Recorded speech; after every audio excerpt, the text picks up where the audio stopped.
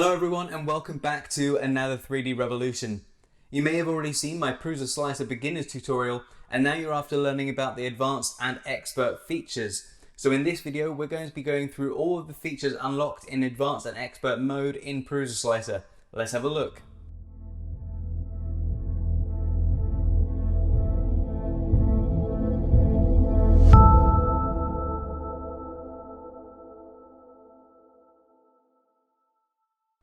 Instead of creating two different videos for advanced and then expert mode in PrusaSlicer, I decided to create this one video which covers all of the features you unlock when you move from simple to advanced and expert mode.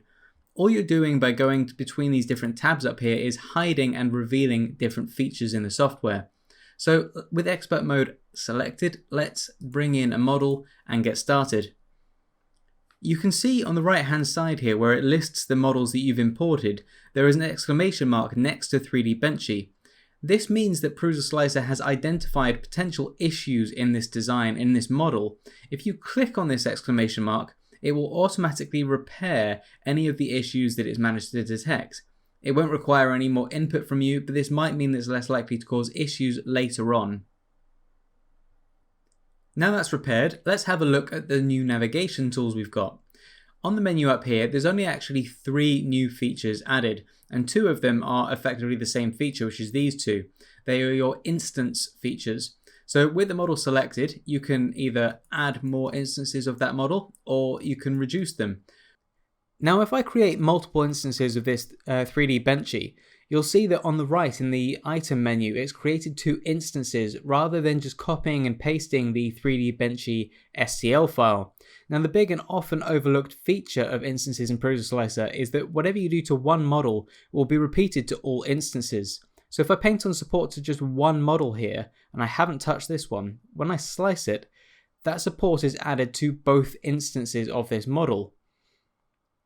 So the big contrast here, if we get rid of these, I'll re-import the 3D Benchy from scratch, and then I'll manually re-import another one. This would be the same as if I was to copy and paste it. Let's copy and paste, make a third one. So there we go. So that's a third one. None of these instances, and you can see on the right hand side there's 3 different files. If I paint on the supports to one of these and then slice them, you'll see that the support material is only applied to that one because they are not instances, they are copies or multiple different versions. They are separate entities. The other new feature up here is split to parts. This is for if you were to import a model into PrusaSlicer which is made of multiple different components, then originally it's only going to treat it as a single model. It will treat all of those components as a single model imported into PrusaSlicer. With it selected, if you click split to parts up here, it will separate it into different models based on each of the parts of that imported file, and you'll then be able to move them and treat them differently with different settings within PrusaSlicer. Now let's have a look at the new tools we've got on the tool panel on the left here. There's actually only 2 new tools. We have Paint on Supports and Seam Painting. Sounds quite similar. Let's go through what they do. The first one is Paint on Supports. If we select this, we've got a variety of different options here.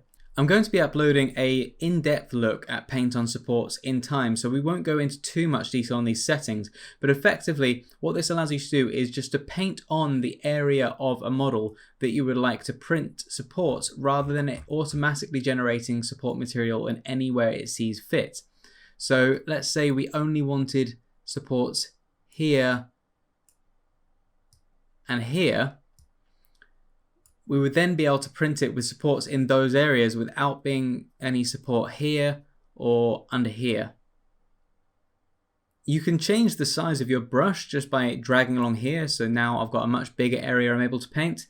And in addition to left click and dragging, being able to paint like this, if you were to right click and drag, you're specifically specifying areas you don't want it to generate support material. So if you kept automatic support material on, it would automatically generate it wherever it sees fit, but you could specifically tell it not to generate material in certain places. When you're done with painting on your support material, you can just click on the support material tab again and it will unlock and allow you to move on to other tools. The next mode is seam painting.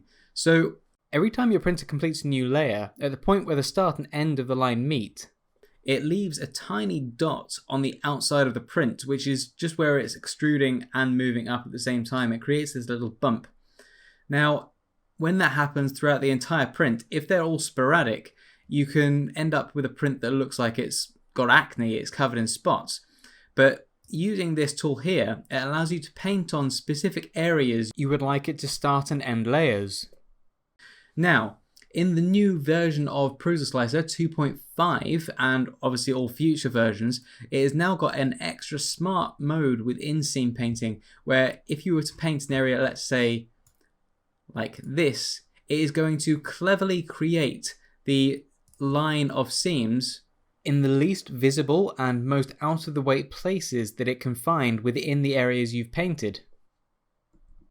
Okay, so that's basically all of the new features unlocked in the general user interface. So let's go up to the settings menu and we can have a look at the more in-depth features. If we click on print settings.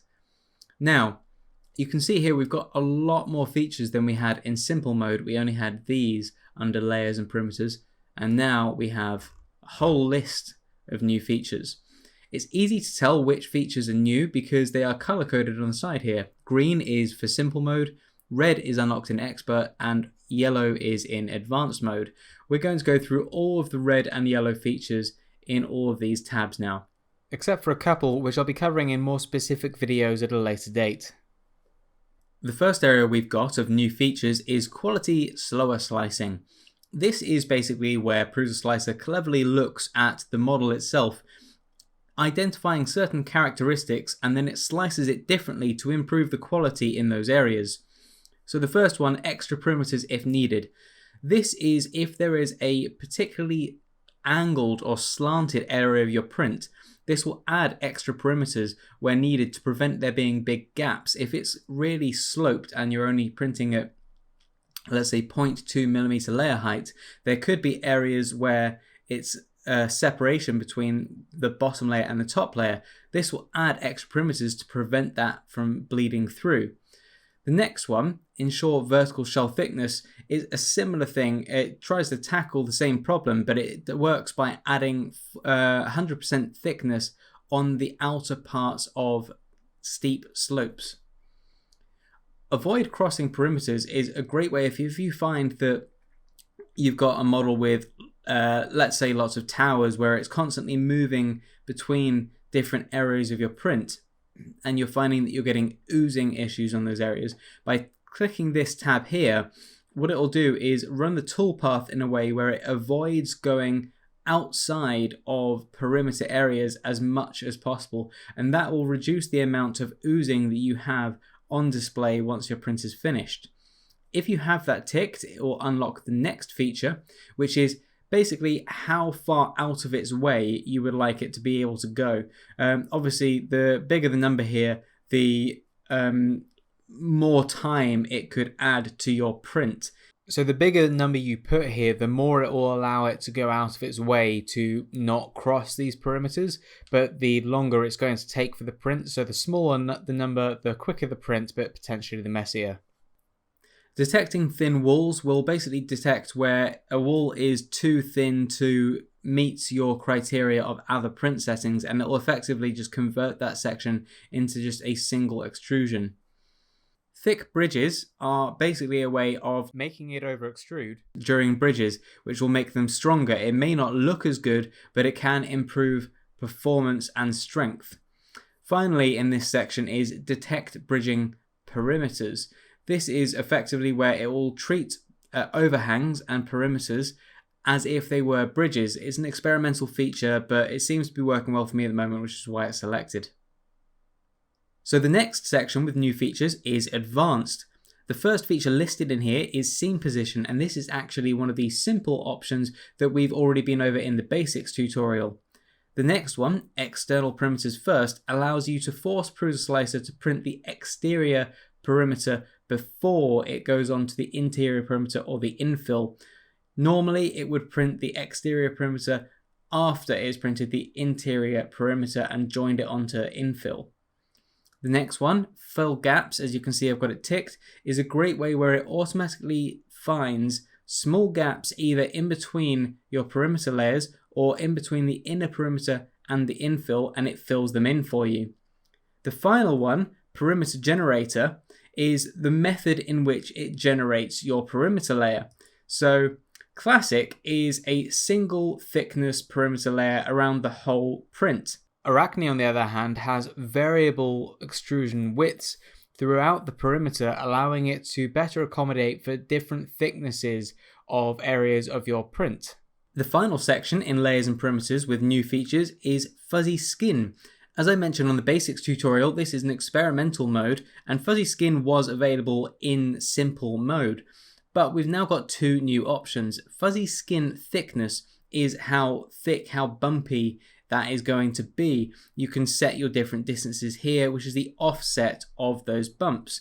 The other option, fuzzy skin point distance, basically denotes how rough, how distributed the bumps are going to be on this fuzzy skin. Okay, so that's everything in layers and perimeters. Let's move on and have a look at infill. So the first section in here is, surprisingly enough, infill. In here, we've only got two new features. The first of which is length of infill anchor. Now, what this allows you to do is have slightly thicker inner perimeters at the points that the infill connects with it, and it basically just aids on the infill's connection or anchoring with the perimeter. This denotes how thick the internal perimeter line will be at that anchor. And also, the maximum length of the infill anchor denotes how long a single section that is thicker can be. The next section is ironing, and as the name suggests, this literally allows you to use the hot end nozzle to iron over printed areas of your print to smooth them out. So enable ironing would enable that feature. The second option is ironing type. So you can specify it to iron all the top surfaces, and that would include things that are, let's say on our boat, you've got the inside of the cabin, that would still be a top surface at that point it's printed. The topmost surface only, which means that if there is a layer underneath it, like the inside of the cabin, it's only going to be the roof, which would then be ironed. And then all solid surfaces. Now, if you're using ironing, your choice here is going to depend on what model you're doing and what effect you want to get from it. Flow rate is your extrusion flow rate whilst ironing relative to your object's normal layer height. Finally, spacing between ironing passes is just how many times it needs to run up and down an area. So if it is just done a line across your top surface, how far across do you want it to move before it then comes back along that line? Obviously, the smaller the number here, the flatter it will in theory be, but it can cause other issues and is obviously going to take a lot longer. So the next section, reduce printing time, allows you to do a couple of things which will basically allow your print to be quicker. The first one, combine infill every. Now this is good if your print doesn't need to be particularly strong or it isn't relying heavily on the infill for certain other features.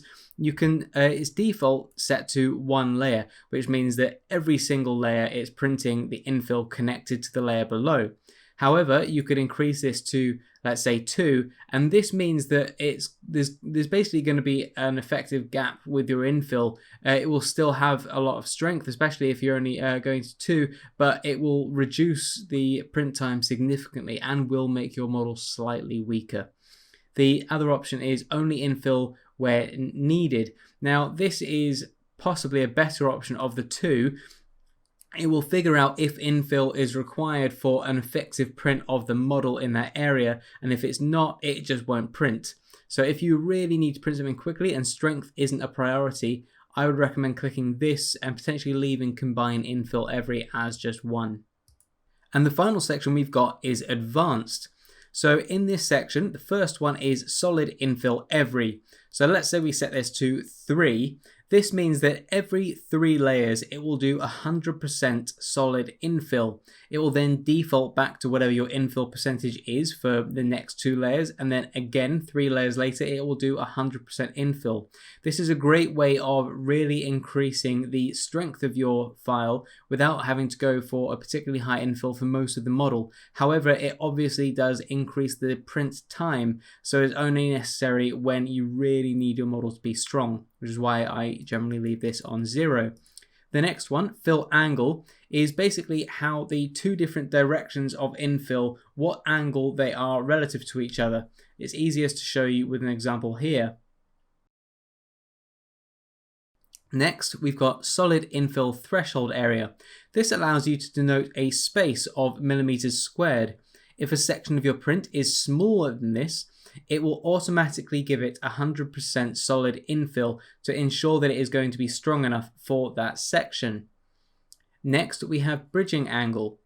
By default, PrusaSlicer automatically detects bridges and applies your bridge settings. This allows you to denote a specific angle, and anytime there is a bigger angle than you have set, it will automatically apply the bridging settings to that part of your print. Next, we have only retract when crossing perimeters. This is a way of slightly increasing time. You could increase blobbing and oozing, but if you are only retracting when crossing perimeters, that oozing and blobbing should in theory only be inside your print around where the internal perimeters and the infill, so you won't see it. So if you're not worried about the inside that you're never going to see being messy, this could be something to keep ticked. Lastly, we have infill before perimeters.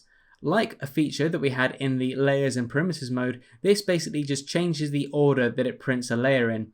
And instead of printing the inner perimeter and then the outer perimeter and then the infill, this will now print the infill and then the perimeters. Okay, so that's it for infill mode. Let's go up and check out skirt and brim. So in here we have a number of new features. Let's go through the first section, which is skirt. Now, if you remember correctly, the skirt is basically just drawing a line on the outside of your printer on the print bed. It gets the extrusion running perfectly before you start printing on your model. So before, we could just set the distance that it would print the skirt from your model. You can now set how many loops it does. So you could have it be 2 layers thick, for example. I just leave this stuck to 1. I don't find any need to print more than 1 loop on a skirt. The next option that we get is skirt height. For some reason, Prusa defaults this to be 3 layers high. 1 layer is usually for me more than enough, unless you're printing something really small and you want to ensure that your printer is extruding correctly before you start printing. 1 is never going to be needed to increase. The next one is draft shield. Now this is if you're printing in an area, especially with something like ABS, which is quite ambient temperature affected. If you're in an area which is quite drafty, this could be a good feature if you don't yet have a enclosure. What this does is it will print a skirt at the distance you have set, but it will automatically print it at the same height as your model. So as your model print height goes up, the shield will go up, and it effectively is printing a single, or if you want, multiple layer barrier that is going to prevent drafts from impacting your print from either side. The final setting in skirt is the minimal filament extrusion length, and I would argue that this is better than increasing your skirt height to begin with. What this does is effectively means that it is extruded at least this amount before it moves on to printing your actual model. And because, for me at least, skirt's main purpose is to ensure that you're extruding properly before you start your print, this is one of the best ways to adjust that setting or ensure that you've got a smooth extrusion before the print begins. Okay, so let's start and have a look at brim. So we've only got 1 new feature here, and that is the brim separation gap. So as I mentioned in the basics tutorial, a brim is effectively a skirt, but wider and attached to your model. It's there to aid in bed adhesion and to prevent things like edge curl. We have 1 new feature here, which is brim separation gap, and this is basically denoting the tiny separation between the brim and your model to make it easier to remove after the print has finished. It's sort of like the separation between your support material and your main model. Okay, let's go up and look at support material. So we've got quite a few new features in support material, and the first area in here is aptly called support material. The first new feature we have is overhang threshold.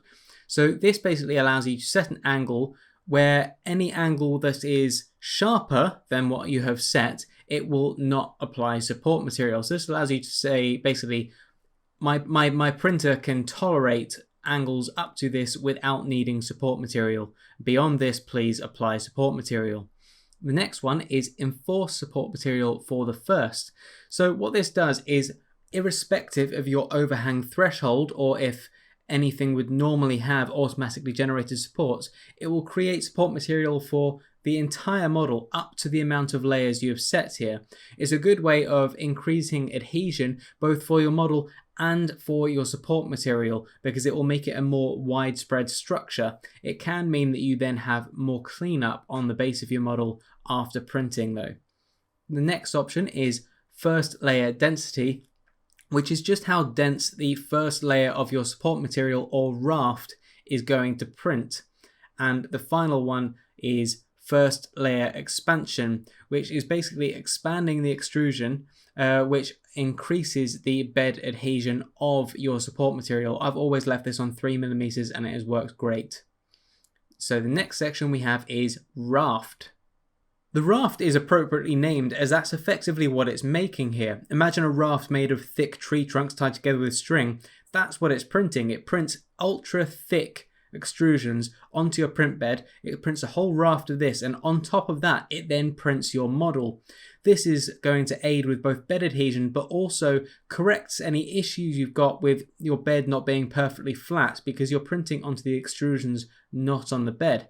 So the first option here is your raft layers, and this is how thick it will be. Usually 1 or 2 is all you need if you need a raft at all. I very rarely need to print with rafts, and it's generally only with things like ABS that it's even necessary, but usually 1 or 2 layers would be the maximum you would need for that. The raft contact Z distance is the distance between the top of your raft and the bottom of your model. The bigger the number, the easier it will be to separate your model from the raft, but if you make this too big, you would effectively be printing in the middle of the air, and it's going to cause you print issues later on. So that's by default set to 0.2mm, and it's probably best just to leave that as is unless you have issues either needing to make it bigger or smaller depending on your experience.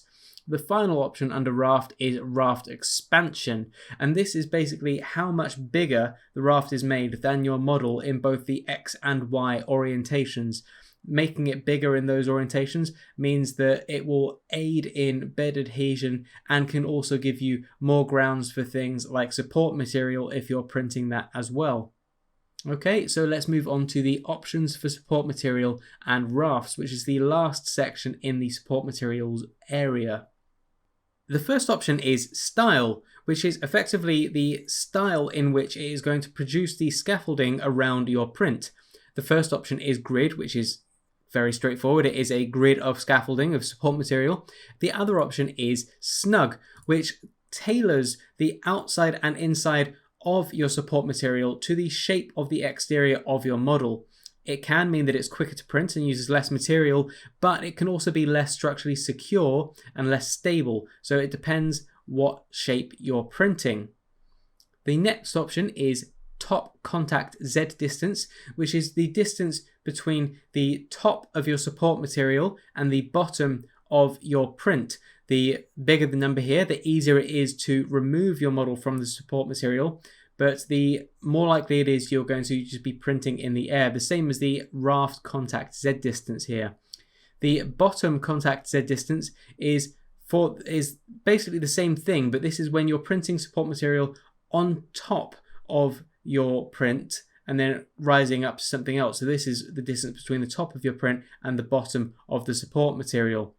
You can, as default, have that set to match whatever your top distance is, which is usually the best way to go here. The next option here is pattern, which gives you a few different options. You've got rectilinear, rectilinear grid, and honeycomb. Now, usually PrusaSlicer defaults to rectilinear. I prefer rectilinear grid. This is basically it's like when you're selecting your type of infill, you've got your different shapes that it's going to print. This is the same thing, but it is your infill of your support material. Rectilinear is effectively just going up and down, where rectilinear grid is, as the name suggests, printing a grid. It is stronger and more stable and less likely to fall over whilst you're printing. So that is the option that I usually go for. Honeycomb isn't really necessary for support material, and rectilinear for a lot of things can be a lot quicker but isn't always as stable. I stick with rectilinear grid personally. The next option is with sheath around the support. What this does is it just prints a solid single layer around the outside of your support material. This is a good way, if you are going to use rectilinear, of adding a bit of extra strength to your support material so it doesn't fall over whilst you're printing. The next option is pattern spacing, which is how basically dense the support material is. It is much like the option in Infill to select your infill density. That is effectively the same thing here, but for your support material. If you're printing a very detailed model and it requires support material, you might want to reduce this number. If it is just a very simple big model and there's no small elements that it needs to support, it's just holding up that shape, then a larger number may be okay here. The next option, pattern angle, is the angle at which the relative parts of the support material are to each other. I usually just leave this on 0. The closing radius is a feature that is only relevant if you're using the snug mode, and it is just a way of it drawing the shape of the support material slightly differently depending on the size of the radius. I would just leave that as default to 2mm if you're using snug, and if you're not, it is irrelevant anyway. The next option, top interface layers. Now this is where an interface layer is how it draws a flat, smooth shape on the top of the support material, on top of which it will then print your model. So this basically means that you're not printing your model directly onto the scaffolding bars, but on top of a mat that it is printing on top of them. I always leave this as a default on 2. You can obviously change that if you need to for any reason. The bottom interface layers are effectively the same, but obviously on the bottom of the support material. I generally leave these, as you can see, as default 0 off, because that's only going to be really relevant if you're printing support material on top of your model, and if you are, you want as little contact there as possible rather than a whole sheet. So 0 is what I would recommend for this. The interface pattern is just the pattern of that sheet that it is printing on the top of your support material. Rectilinear is what I leave it as on standard, but you have a couple of other options there as well.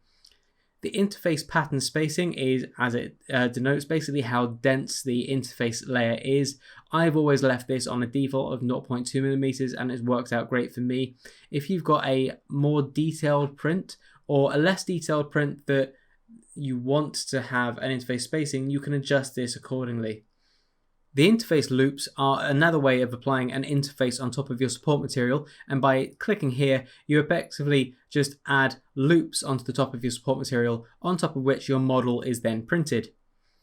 The next one, which was one of the simple ones but I'll quickly mention, is if you click this it will only print support material which can be printed on the build plate itself. By clicking this it won't print any support material that needs to start on top of your print. The next option we have is XY separation between an object and its support. So this is basically how far away the support material needs to be from the side of your print to ensure that it's not merging with it or causing any sort of quality issues. You can adjust this here. Again, I've just left this on default because it's given me no problems so far. Don't support bridges is by ticking this, it will automatically not apply support material to an area it deems as a bridge based on your bridge definition settings. This means that you're not going to have any support material to remove which might affect the underneath quality of your bridge. Depending on how good your printer is at producing bridges, you may or may not want this ticked. Finally, the last option is synchronize with object layers, and this is most useful if you're using a multi-extruder printer because it will align and ensure that all of your support material layers are lined up with your actual model layers. So as you can see, as I'm not using an MMU, it's not an option for me to select at the moment. So okay, let's go up and have a look at speed. So speed is an entirely new section to advanced and experts. It wasn't in simple mode at all. A lot of these features are very similar, so we don't need to go into them in too much detail, but let's have a look. So speed for print moves, each of the ones in here is basically just a different mechanic, a different component of the print. Perimeters, which are the outer layers, small perimeters, infill, solid infill. These are basically the different speeds that it extrudes at for each section of the print. So yeah, you've got printers, small perimeters, external perimeters, infill, solid infill, total solid infill, support material, interface, bridges, gap fill, and ironing. So for most of these, you're going to only want to change these when you're printing on different materials. It's interesting that they've put these under print settings rather than filament settings because one of the big things that will affect the speed that you want to print at is going to be what filament you're printing with. Certain filaments, such as like flexible filament, you're going to want to print at a slower rate. So really, I feel this section should be under the filament settings presets, so it's automatically changed when you change to a different filament, rather than having to come in and change these individually. As standard, printing in PLA or PETG or something like that, I generally just leave these as standard. It works great for me and I haven't had any issues with it. The next section is speed for non-print moves. So this is when it's not extruding, when it's moving from one part to the other, what speed it runs at. The reason you don't want this at the maximum speed is because it could cause vibrations or shakes, or it could slightly overshoot or undershoot if your belt is too tight or not tight enough. So it effectively can affect your print quality. Again, I've generally left these on standard, and it will depend on what machine you're printing on as to the best solutions for both of these. You've got travel and then Z travel. So travel is in the X and Y axes, and Z travel is the speed which it moves up and down when you're either moving between layers or if you're doing Z hops. The next section is modifiers. So the first layer speed is either at a set amount of speed or a percentage of your standard speed up here. So you want your first layer speed to be slower than your regular speed because it's going to be the section that is adhering to the bed. You want to really push that in and make sure that it's adhering as well as possible. Change this to whatever works for you, but again, I've just left this on default and it works great for me. The next one, speed of object first layer over raft interface. So obviously this is grayed out at the moment because it only is relevant if I'm using a raft. If you've activated raft in, I think it's under support material, then this would become accessible. This is basically the equivalent of your first layer speed, but when it's printing specifically on a raft. You can generally print slightly quicker than if you're printing directly on the print bed because the material is going to adhere better to a raft than it will your print bed. The next section is acceleration control. So these, as you can see, red are part of the expert options, or as they've written here, advanced. Is a bit confusing. But basically, acceleration is the rate at which your extruder changes speed when moving around. Again, I find that these are generally best left at their default settings. Each of these, again, as up here, is relating to a different element in the printing process. But generally, the presets on these work really well. If you've got a certain printer which has either pros or cons in certain areas, you might need to change these to reflect that. But as standard, these work really well. The auto speed, again, they're down as expert features but have advanced written in the title. The max print speed basically just makes sure that you're not going to print faster than your printer or material is capable of doing. So this has been preset to 200 millimeters a second. I mean, at that speed, it's not going to be doing a good quality print anyway, but this is more of a safety measure than anything else. Max volumetric speed is basically the maximum speed at which it's going to be extruding a certain quantity, a certain volume of material.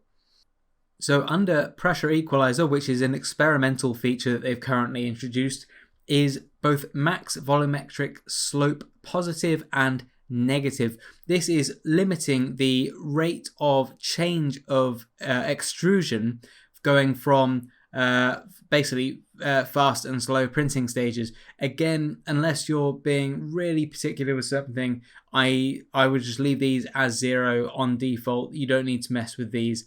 It might be something that I do a more in-depth video on at a later date, but for now, just leave these on 0. You don't need to worry about them.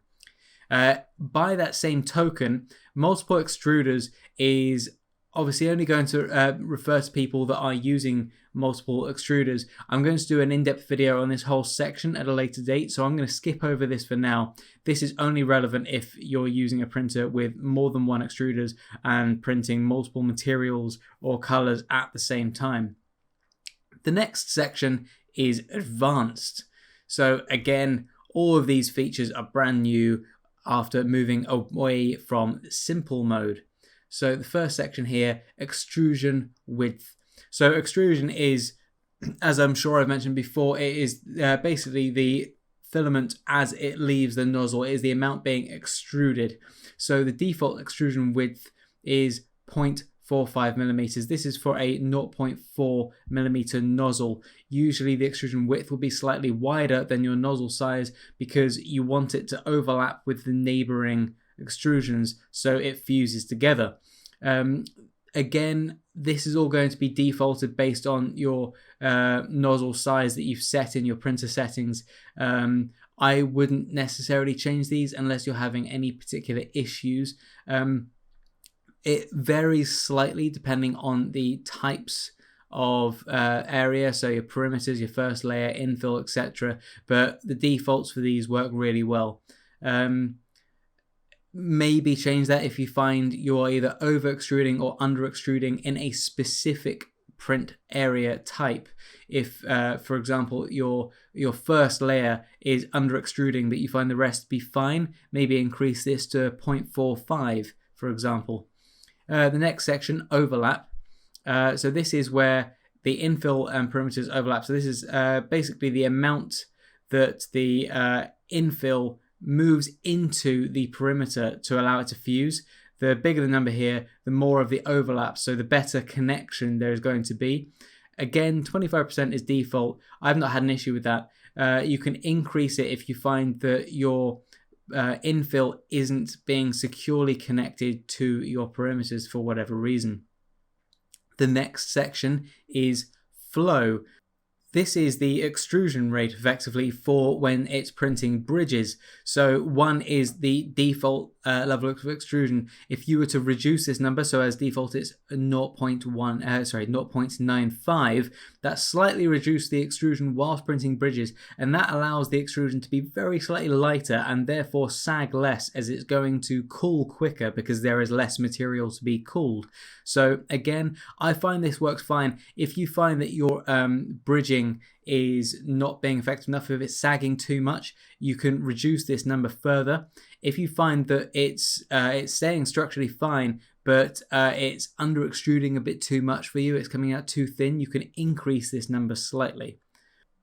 So next up is slicing. So this section here really affects how PrusaSlicer interprets the models as you put them in, and the way in which it's going to use that to generate toolpaths to put into G-code.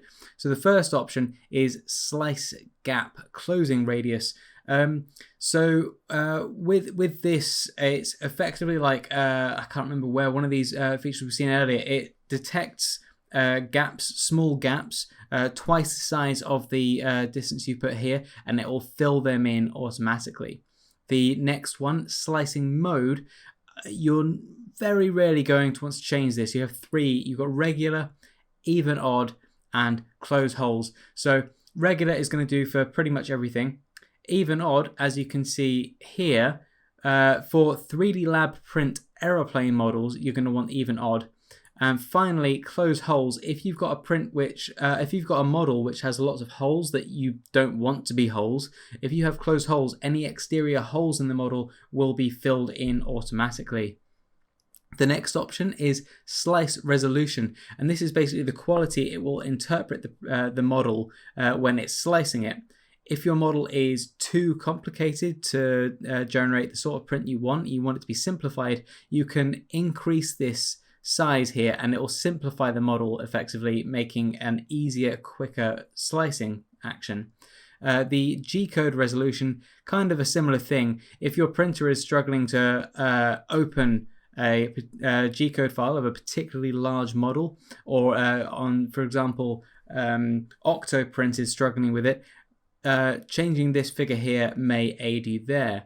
With XY compensation, if you find that your ratio between your X and Y dimensions and your Z dimensions are incorrect, you can adjust this here and it will shrink or grow the XY dimensions of your model relatively to basically fix your proportions in your final print. And the final option in slicing mode is elephant foot compensation, which is basically it will slightly shrink the first layer or two of your model by this amount, so that the elephant foot, where the base of the model tends to sag out slightly, looking like an elephant's foot, will be compensated because it's being made smaller to begin with, so as it stretches out it becomes equal to the rest of the print. If you find that this is either being over effective or under effective, you can obviously change this number here. Again, I generally don't need to, but it all depends on your printer and your material and also the rest of your settings, so this is where you would change that. The next is other. So under here we've only got the one option, which is clip multi-part objects. This again is a multiple extruder specific feature relating to how overlapping models will clip each other out. I'll cover this in more depth in my multiple extruders video. The final section in the advanced tab is the Arachne perimeter generator section. This entire section is related to the dynamically generated perimeters of the Arachne mode. This isn't something I've fully experimented with yet, but I'm planning on doing a dedicated video talking about the Arachne perimeter generator, both about these features themselves and when I've got a better understanding of whether I'm pronouncing the name right. Okay, let's go up and have a look at output options. So the first section here is sequential printing. So complete individual objects. If you click this, it will print an entire, if you've got, let's say, 4 objects on your print bed, if you were to select this, it will print an entire object, then move on to the next object, go down to the base plate and print up from there again. And it'll do that for each object, printing them in their entirety, providing there is enough room for your extruder to move around. If you don't have that printed, then it will be as normal. So even if you've got 30 models on your print bed, it will print the first layer for all of them, then the second layer for all of them, and go up from there.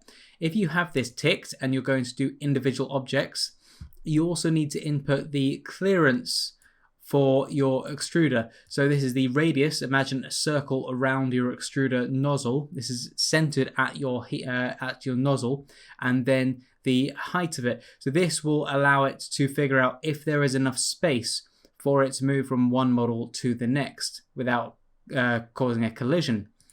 The next section is output file. The first option, verbose G-code, if you were to have this ticked, adds a human readable descriptive line in between each line of code explaining what the next line is actually doing. Whilst this can take a lot longer to generate the G-code and for your printer to read it, I would only suggest having this ticked if you really need that.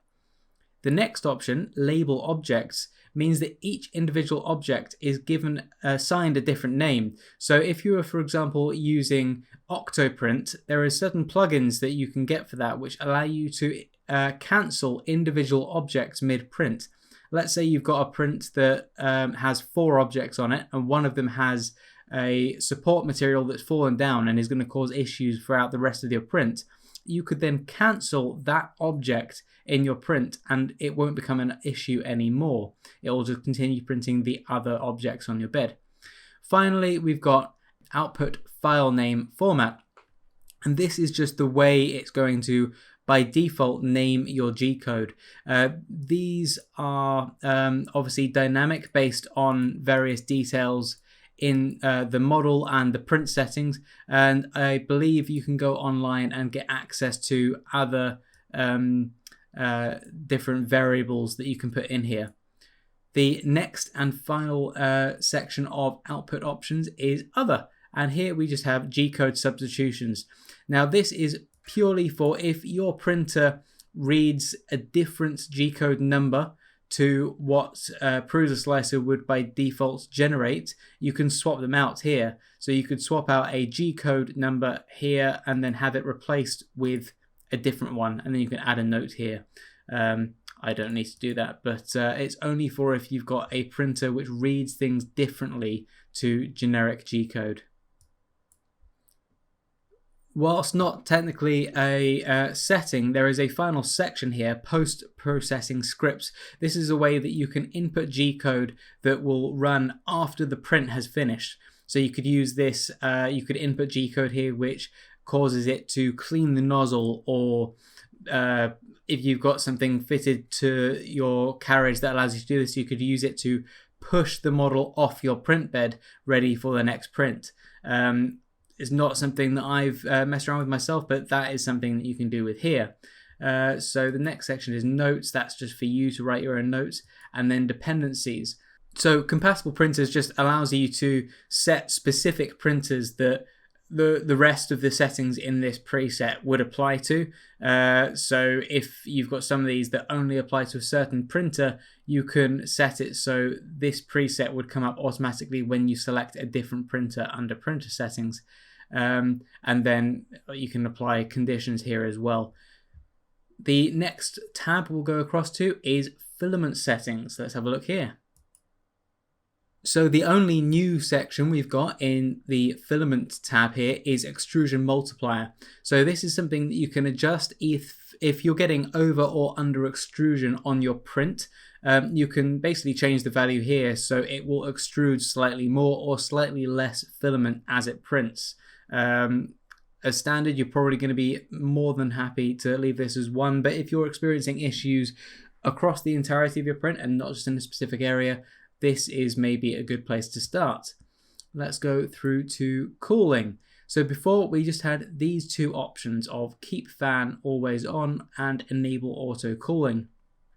We now have two other sections. We have fan settings and cooling thresholds. Under fan settings, you can set a minimum and a maximum fan speed.